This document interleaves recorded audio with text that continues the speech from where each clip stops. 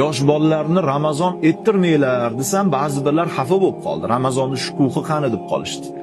Men aytdim, yosh bola Ramazon etadigan bo'lsa, bundoq qilib aytganda mehnat qilmaydi-da, bir narsani talab qilayotgan bo'ladi, so'rayotgan bo'ladi.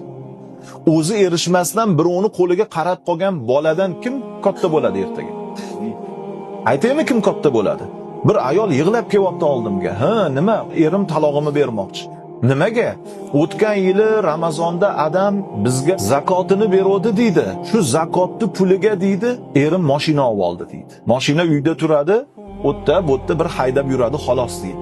Bu yil adam deydi zakotni kuyoviga bermadi-da, boshqa bir kambag'alga berdi. Uyi yongan bir kambag'al bor edi mahallamizda. 5 ta bolasi bilan qolib ketdi. Eri shu yerda qolib o'lib qoldi.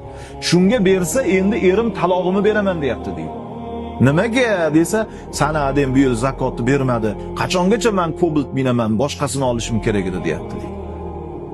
Nimaga bunaqa deyapti birodarlar? Chunki yoshlikdan tarbiya shunaqa bo'lib qolganda, shuning uchun bolalarimizni mehnat qilishga o'rgataylik. Mehnat qilsin, zikrini qilsin. Non yopadimi? Oshxonada ishlaydimi? Mashina yuvadigan joyda ishlaydimi? Mehnat qilsin, harakat qilib topsin.